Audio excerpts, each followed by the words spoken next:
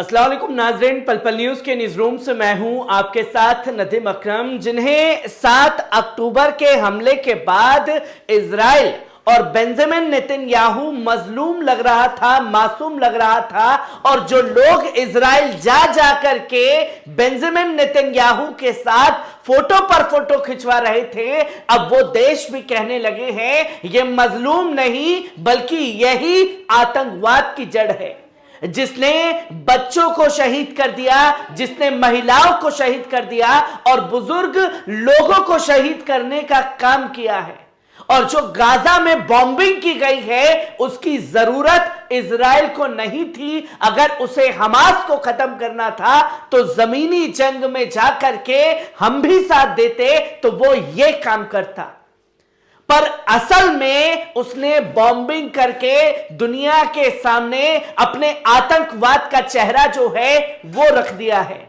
और ऐसा मैं नहीं बल्कि बेंजामिन नेतन्याहू के दोस्त फ्रांस के राष्ट्रपति इमिल मैक्रा ने ये बातें बीबीसी को इंटरव्यू के दौरान कही हैं, जिससे ये चीजें साफ हो चुकी हैं कि कल तक जो बेंजामिन नेतन्याहू के साथ इस जंग में कंधे से कंधा मिला करके खड़े थे, अब वो भी बेंजामिन नेतन्याहू को 4 लाते मारने लगे हैं। क्योंकि बेंजामिन नेतन्याहू की वजह से जो बाइडेन की क्या फजीहत हो रही है, इमिल मैक्रा की क्या फजीहत हुई, और दुनिया ने देखा कि किस तरीके से कनाडा के प्रधानमंत्री जस्टिन ट्रूडो की फजीहत उन्हीं की देश में हुई है, जहां तमाम तस्वीरें सामने आने के बाद इमिल मैक्रा ने कई बड़ी बातें कही। क्या कुछ इमिल मैक्रा द्वारा कहा गया है, एक बार इस पर नजर डालते हैं, जो कि आप ये साफ तौर पर देख सकते हैं कि बीबीसी को इंटरव्यू के दौरान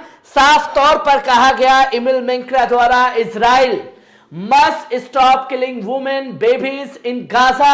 मैक्रो टू बीबीसी को इंटरव्यू के दौरान जो है ये बातें इमिल मैक्रा द्वारा की गई हैं।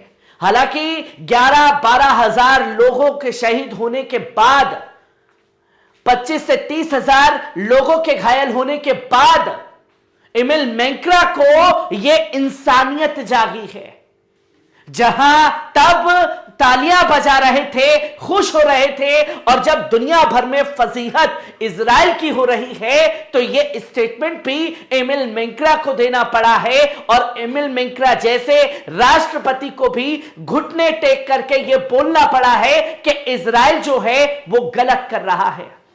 जो कल तक साथ थे, अब उन्होंने क्या कुछ कहा, एक बार इस पर भी देखिए, जो कि स्क्रीन पर आपके सामने है, जो कि आप ये देख सकते हैं कि France president Emmanuel Macron said the Israel strikes on Gaza strip have no reason on legitimacy and must be stopped.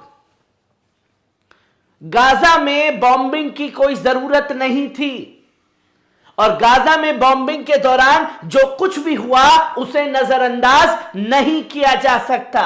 The fact today civilians are bombed, the fact this babies, this ladies, this old people are bombed and killed, so there is no reason for that and no legitimacy, Macron told the BBC को interview के दौरान ये बड़ी बातें कही कि वो कौन से लोगों से हिसाब ले रहे हैं, या आप खुद लोगों को हमास के नाम पर खत्म करके और हमास की ताकत को बढ़ा रहे हैं। यह साफ तौर पर इमिल मैक्रा ने इन बातों को कहा है, और यह अब दिखने लगा है कि भैया हम तो मजलूम समझ रहे थे, यह तो आतंकवाद का सबसे बड़ा चेहरा सामने आया है। In exclusive interview at the Elysee Palace he said there was no justification for the bombing. और आप जो बॉम्बिंग कर रहे हैं इसके लिए आप अपने आप को जस्टिफाई नहीं कर सकते, और ये नहीं कह सकते कि 7 तारीख को आपके ऊपर हमला हुआ था इसलिए आपने बॉम्बिंग की। अगर आपको बॉम्बिंग करनी थी तो आप हमास के ठिकानों पर करते। आप हमास के ठिकानों के बहाने सिविलियंस के घरों पर बम गिरा रहे हैं, अस्पतालों पर बम गिरा रहे हैं, स्कूल कॉलेजेस पर बम गिरा रहे हैं। जिसकी तस्वीरें दुनिया के सामने हैं और इसे बिल्कुल भी जस्टिफाई जो है वो नहीं किया जा सकता। ये खास तौर पर कहा है एमिल मेंक्रा ने। Will still saying Israel has the right to defend itself. He still called for an end to bombing. और इजराइल को पूरी तरीके से पलटवार करने का हक है, पर उस पलटवार के चलते मजलूम लोगों को निशाना बनाने का हक नहीं है। जिसने किया आपको उससे लड़ना था, उसके बहाने मजलूम फिलिस्तीनियों का नरसंहार नहीं करना चाहिए था। We do Israel to stop, he said. अब बहुत हो चुका है, यह बंद हो जाना चाहिए और बॉम्बिंग जो है इजराइल को बंद करनी चाहिए। और मैंने पहले भी अपने कई वीडियो में यह कहा है कि आसमानी हमले से जितना नुकसान पहुंचाया जा रहा है गाजा स्ट्रिप में, वो लगातार किया जा रहा है और आसमानी हमले के चलते ही इतना ज्यादा नुकसान जो है वो गाजा में हुआ है। और जमीनी जंग में कैसे मुंह की खानी पड़ रही है ये दुनिया के सामने है। और आसमानी हमले करके ही वो अपने आप को बलवान बता सकते हैं, पर अंत में जमीन पर आने के लिए उसे लड़ना पड़ेगा। और जमीन पर क्या तस्वीरें हैं ये भी आपके सामने हैं कि एक महीने के अंदर 260 से ज्यादा टैंक जो हैं वो तबाह बर्बाद हो चुके हैं। 1500 से ज्यादा सैनिक जो हैं वो ढेर हो चुके हैं, पर सबके आंकड़े को छुपाया जा रहा है इजराइल द्वारा।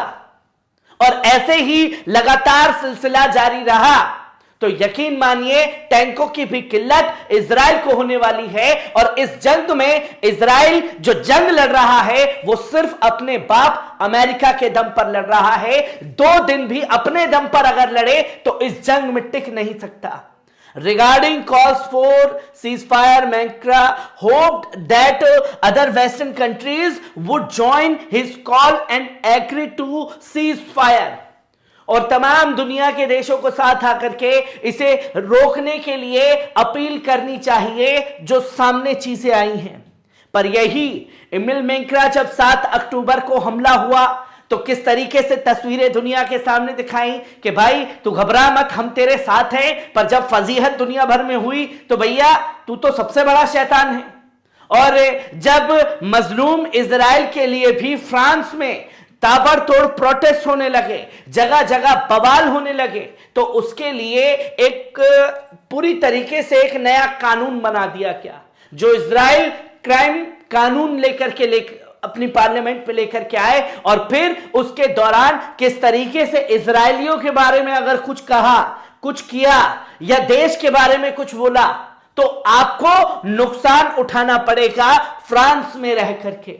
जो नया कानून बनाया गया earlier this month, a group of 60 French centres, 16 centres जो हैं वो एक साथ आए और बनाया कि the proposed bill which was introduced to the Senate for first reading includes centers against Zionism, जो जायोनियों के खिलाफ नफरत फैलाएंगे उनके खिलाफ लेकर आए।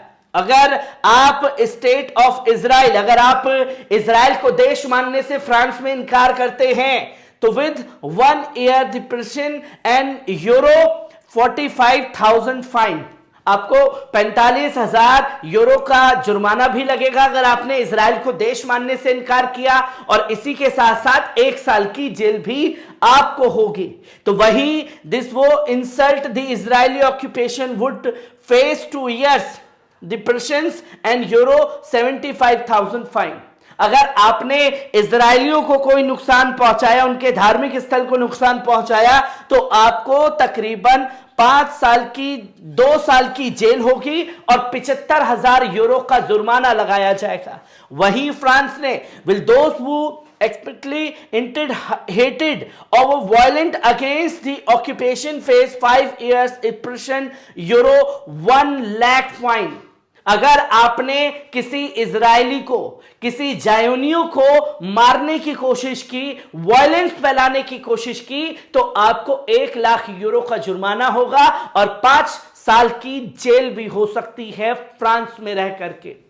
पर यह समझने वाली बात है कि जब 10,000 से ज्यादा लोगों को शहीद कर दिया गया है, तब आंखें खुलने का काम जो है वो किया है एमिल मैक्रां ने। और वही काम इससे पहले कनाडा के प्रधानमंत्री जस्टिन ट्रूडो भी बोल चुके हैं कि जिसे मैं मजलूम समझ रहा था वो तो सबसे बड़ा शैतान निकला। हर एक तस्वीर, हर एक पहलू को आपके साथ साझा करता रहूंगा। दीजिए इजाजत, शुक्रिया।